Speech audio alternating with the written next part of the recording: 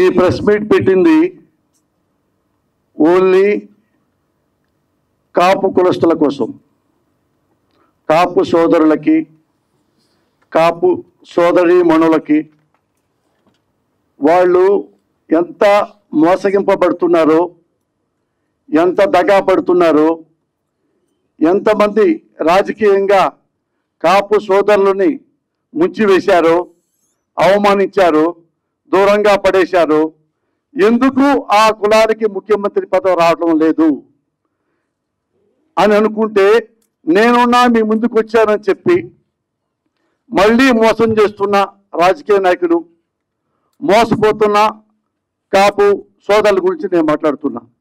ఇది మాట్లాడాలి అంటే 1988కి వెళ్ళాలి. చూశారుగా వంగవీటి మోహన రంగ అప్పట్లో ఎమ్మెల్యే, కాపుల ఆశాజ్యోతి, మాలాంటి వాళ్ళందరికీ పెద్ద హీరో. ఎన్టీఆర్ కంటే, నాగేశ్వరరావు గారి కంటే, అందరికంటే మాకు ఆయనకి దైవంగా భావించేవాళ్ళం స్టూడెంట్ లీడర్స్గా మేము ఉన్నప్పుడు. అతన్ని ఎలా చంపారో ఈ పోస్టర్లో నేను చెప్పదలుచుకున్నా. గొంతు కోసి, ఆల్మోస్ట్ 90% గొంతు కోసి, చచ్చాడా లేదా అని చేపెట్టి చూసి ఆ బాడీని పడవేసి వెళ్ళిన వాళ్ళు. రంగాని ఎవరు చంపారు అన్న కాదు, ఎవరు చంపించాడు అంటే ఇదిగో ఆ పెద్ద మనిషి. ధైర్యంగా చెప్తున్నా, నారా చంద్రబాబు నాయుడు వంగవీటి మోహన రంగా గారిని చంపించాడు. అది అందరూ తెలుసు, అది అందరూ తెలుసు. రంగా గారి అబ్బాయి తెలుసు, ఆ అబ్బాయి క్లిప్పింగ్స్ ఇప్పుడు ఉన్నాయి, పెద్ద పెద్ద వాళ్ళంతా తెలుసు, ఆంధ్రలో ప్రతి వాడికి తెలుసు. 1988లో ఆయన ఎమ్మెల్యేగా ఉన్నప్పుడు కృష్ణా జిల్లా, గుంటూరు జిల్లా, ఈస్ట్ గోదావరి జిల్లా, వెస్ట్ గోదావరి జిల్లా, ప్రకాశం, ఈ 5 జిల్లాల్లో దగ్గర దగ్గర 60 నుంచి 70 ఎమ్మెల్యే సీట్లు ఉంటే ఆ 5 జిల్లాలకి ఈ 60-70 ఎమ్మెల్యేలకు ఈ రంగా గారే ప్రభావితం చేసేవాళ్ళు. ఆ 5 జిల్లాల్లో ఎన్టీ రామారావు కంటే మహా గొప్ప నాయకుడు రంగా గారు. ఈ రంగా గారు బతికితే ఈ 5 జిల్లాల్లో ఎమ్మెల్యే సీట్లు ప్రభావితం చేస్తే మనకు రాజకీయ భవిష్యత్తు ఉండదు, ఇతను చంపాల్సిందే అని కంకణం కట్టుకున్నాడు నారా చంద్రబాబు నాయుడు. అప్పటి నుంచి ఆ ప్రభుత్వ యంత్రాంగం కానీ, పెద్దలు కానీ, మరొకరు కానీ రంగా గారిని ఎంత హింసించారో జర్నలిస్టులు అందరికీ తెలుసు. ఆయన ఇంట్లోంచి బయటికి కారులో వెళ్తుంటే ఎమ్మటే కారు ఆపటం, కారులో చిన్న కర్ర ముక్కు దొరికినా కానీ ఎమ్మటే పోలీస్ స్టేషన్ తీసుకెళ్ళటం, వెంటనే సబ్ జైలు తీసుకెళ్ళటం, ఇలా ఎలా ఎలా మొత్తం అతను ఇక నేను ఎందుకు బతుకున్నాను రా, ఆత్మహత్య చేసుకోవాలి అన్నంతగా హింసించారు. ఒక స్టేజ్లో తెలిసిపోయింది రంగా గారికి, నన్ను డెఫినెట్గా చంపేస్తారు. ఆయన రెస్పెక్ట్గా ఎన్టీ రామారావు గారికి లెటర్ రాశాడు. ముఖ్యమంత్రి రామారావు గారు, ముఖ్యమంత్రి గారు నాకు ప్రాణ భయం ఉంది, నన్ను చంపడానికి ప్రయత్నిస్తున్నారు, అది మీకు తెలుసు, నాకు రక్షణ కల్పించండి, నాకు సెక్యూరిటీ ఇవ్వండి. ఇది తెలిసిన చంద్రబాబు నాయుడు రామారావు గారి ద్వారా రంగాకి సెక్యూరిటీ ఇప్పించడానికి ఇష్టపడక దాన్ని పక్కన పడేశాడు. కొన్నాళ్ళు చూశాడు, మళ్ళీ లెటర్ రాశాడు హోమ్ మినిస్టర్కి, ఎవరు కోడెల శివప్రసాద్ గారికి. ఆయన పొరపాటును కూడా రెస్పాండ్ అవ్వాల బికాజ్ ఆఫ్ చంద్రబాబు నాయుడు. మళ్ళీ వెయిట్ చేశాడు. ఇక ఆంధ్రప్రదేశ్ ప్రభుత్వం ద్వారా ఒక్క ఎమ్మెల్యే నాకు ప్రాణ రక్షణ కావాలి అంటే ఎవరి ప్రభుత్వాన్ని, ఆ ప్రభుత్వాన్ని అప్పుడు మనం చూసాం. ఆయన ధైర్యంగా కేంద్రానికి లెటర్ రాశాడు రాజీవ్ గాంధీ గారికి. అప్పుడు ఆయన ప్రధానమంత్రి. ఆయన ప్రధాని రాజీవ్ గాంధీ గారు పాప జెంట్లమన్ వెంటనే స్పందించాడు. అప్పుడు కేంద్ర మంత్రి శివశంకర్ గారు ఆయన వెంటనే విజయవాడ పిలిపించాడు. ఎందుకు, ఏమైంది మన ఎమ్మెల్యేకి, ఆ రంగా గారికి వెంటనే వెళ్ళండి, అన్ని చూడండి అంటే ఆయన ఢిల్లీ నుంచి శివశంకర్ గారు విజయవాడ వచ్చారు. రంగా గారిని కలిశారు. భరోసా ఇచ్చారు. మేమున్నాం, పార్టీ ఉంది, ప్రభుత్వం ఉంది, కేంద్రం ఉంది, నేను చూస్తా 24 గంటల్లో అని 24 గంటల్లో వెళ్ళే పరిస్థితులు ఉంటే ఈ తెలిసిన చంద్రబాబు ఇంటెలిజెన్స్ ద్వారా వీడు బతుకుంటే మనకి రాజకీయ భవిష్యత్తు లేదు. అదే రోజు రోడ్డు మీద నరికి చంపించాడు చంద్రబాబు నాయుడు రంగా గారిని. ఆ రోజుల్లో కాపుల్లో ఏ ఒక్క మనిషి కూడా కన్నీళ్లు పెట్టని వాళ్ళు లేడు. ప్రజల్లో ఏ ఒక్కరు కూడా అన్నం ముట్టిన వాళ్ళు లేరు. అంతగా ప్రేమించేవాళ్ళు. అప్పట్లో రంగా గారిని ఎలా చంపారంటే అల్లూరి సీతారామరాజుని ఎలా పిరికి పొందల్లా చంపారో అలా చంపారు. అది 87, 88 నేపథ్యం. ఇప్పుడు ఈ కాపు సోదరులు అనుకునే వాళ్ళంటే ఇప్పుడు కూడా మా రంగన్న ఉంటే ఇప్పుడు 100% ముఖ్యమంత్రి అయ్యేవాడు అని అనుకుంటున్న తరుణంలో ఓ తెరపైకి పవన్ కళ్యాణ్ వచ్చాడు. నేనున్నాను అన్నాడు. కాపు సోదరుల దగ్గరికి వెళ్ళాడు. నేను పార్టీ పెట్టాను అన్నాడు. నేను ముఖ్యమంత్రిని అవుతాను అన్నాడు. మీ అందరూ నాకు అండగా ఉంటే అన్నాడు. అని చంద్రబాబు నాయుడిని, బాలకృష్ణని, నారా లోకేష్ బాబుని, పవన్ కళ్యాణ్ తిట్టిళ్ళు పచ్చి బూతులు తిట్టాడు చంద్రబాబుని. నారా లోకేష్ అయితే మీకు చెప్పకల్లా, బాలకృష్ణ అయితే మీకు చెప్పకల్లా ఘోరంగా తిట్టాడు. కాపు సోదరులు నమ్మారు, క్లాప్స్ కొట్టారు. మీరంతా యూనిట్గా ఉండండి, నేను ముఖ్యమంత్రిని అవుతాను ఏలలు వేశారు. చాలా సంతోషపడ్డాడు. పోనీలే రంగా గారు పోయారు, రంగా అంత కాకపోయినా ఈయన కూడా మనకు అండగా ఉంటాడు అని ఆశపడి వాళ్ళందరూ యూనిట్గా ఉంటే ఈయన వారాహి కూడా కొనుక్కొచ్చాడు. వారాహి మీద దిగాడు. అందరితో ఉన్నారు, విధులు చేస్తున్నారు. మళ్ళీ మీరందరూ యూనిటీగా ఉండండి, మన కాపులందరూ ఉంటాం సార్ మీకోసమే, నా కోసం కాదు, చంద్రబాబు కోసం. నాకు ముఖ్యమంత్రి యొక్క సీను లేదు. కమ్మ నాయకుడు చంద్రబాబునే మన ముఖ్యమంత్రిని చేయాలి. కాపుల భావాలు ఎలా ఉంటాయి మీరు ఒకసారి క్వశ్చన్ చేయండి సార్.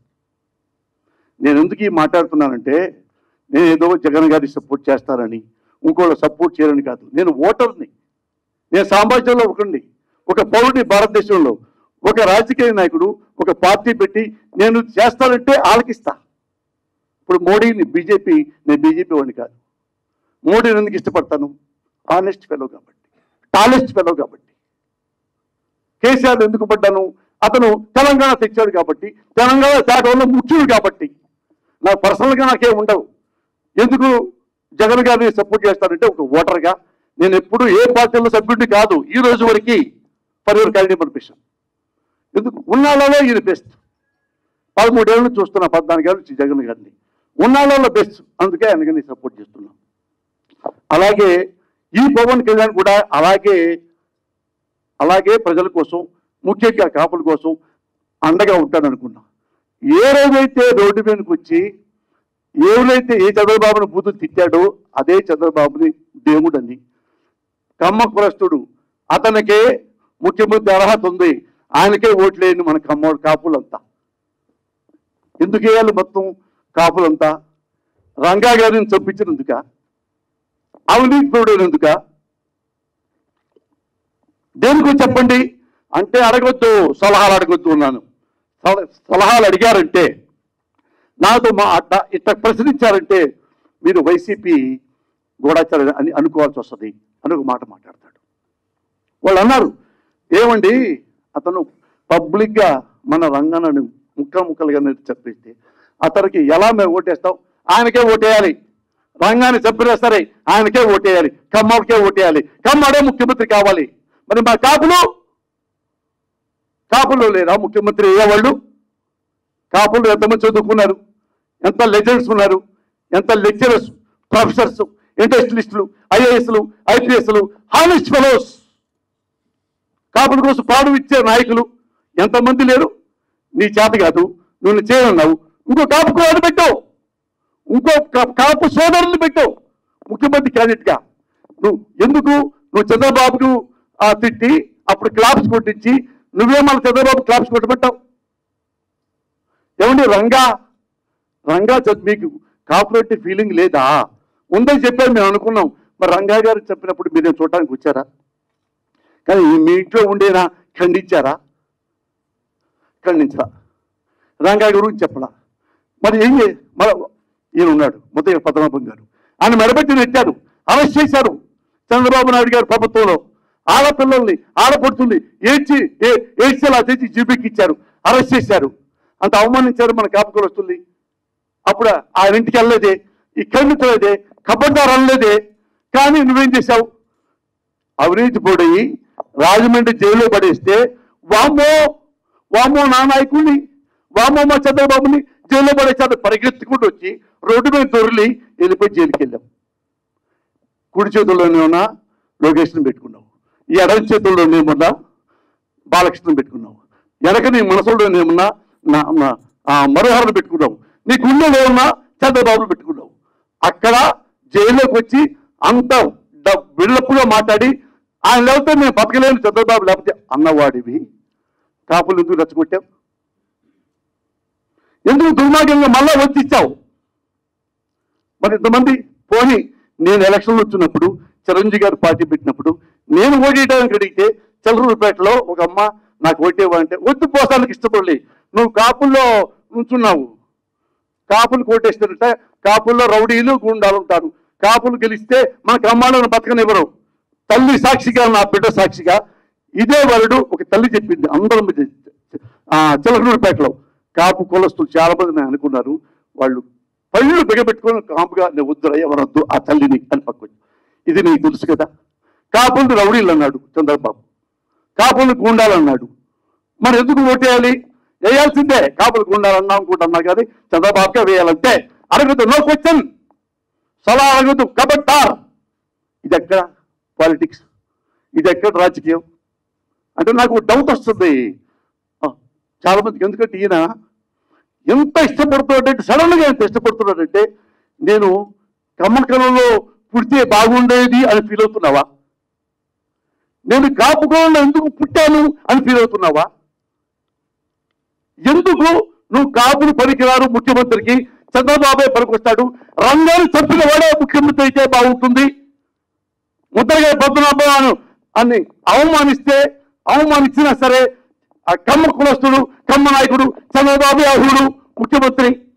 కాపుల్ని కూండాలంటే, కాపుల్ని అరెస్ట్ చేస్తే, కాపుల్ని చంద్రపేటలో తిట్టి కమ్మాళ్ళ మనసులో విషయం నింపి చిరంజీవి ఓడించావే.